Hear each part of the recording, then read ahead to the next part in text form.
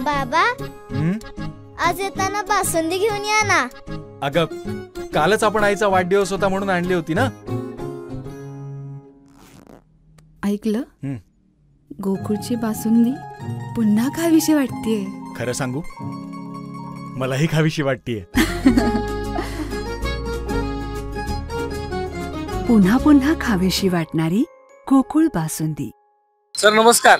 वाहतुकीच्या बाबा कोंडीबाबत काल अमोल सर आणि तुमची चर्चा झाली.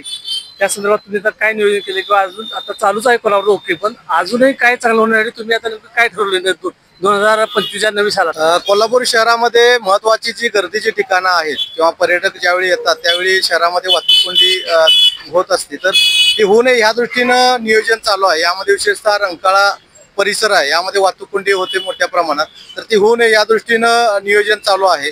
तसेच इतर जे सिग्नल पॉईंट्स आहेत, शहराचे जे एंट्री पॉईंट, अशा ठिकाणी सुद्धा वाहतूक कोंडी होते, तर ते होऊ नये याकरता आमचं नियोजन चालू आहे. सिग्नल आता जे चालू आहे तर त्या अनुषंगाने तिथं लोक देण्याचा आम्ही प्रयत्न करत आहेत आणि तिथं सिग्नल जम्पिंगच्या केसेस सध्या चालू आहेत. वनवे जे आहेत तर वनवे तोडू नयेत म्हणून या दृष्टीनं केसेस आम्ही करत आहोत. अपघाताचे प्रमाण कमी व्हावं या दृष्टीने सुद्धा नियोजन चालू आहे. पण प्रायोरिटी आमची आहे की वाहतूक कोंडी कमी करणे. वाहनांची संख्या प्रचंड वाढलेली आहे, तर या अनुषंगाने शहराचा आम्ही एक नियोजन आराखडा तयार केलेला आहे, वाहतूक नियोजन आराखडा. तर त्या अनुषंगाने ज्या गोष्टी करणं गरजेचं आहे तर ते आम्ही करत आहे. यामध्ये शहरामध्ये जे सिग्नल आहे तिथं पट्टे आता गरजेचे आहे, ते पट्टे मारण्याकरता आम्ही पत्रव्यवहार केलेला आहे.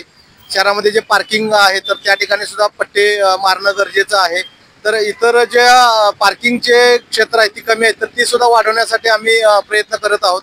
विशेषतः जे पर्यटन ठिकाणं आहेत, रंकाळा, महालक्ष्मी मंदिर, या परिसरामध्ये जे पार्किंग आहे ते वाढवण्यासाठी आम्ही प्रयत्नशील आहोत आणि जे पार्किंग आहे त्याचा व्यवस्थित वापर कसा करता येईल या दृष्टीने सुद्धा नियोजन चालू आहे. तर जे अडथळे आहेत, अतिक्रमण आहेत ते सुद्धा काढणं चालू आहे. महापालिकेसोबत संयुक्त आमची कार्यवाही चालू आहे, तर हे सुद्धा आम्ही चांगल्या प्रकारे नियोजन करत आहोत. तर भविष्यामध्ये चांगली वाहतूक राहील या दृष्टीने प्रयत्न करत आहोत.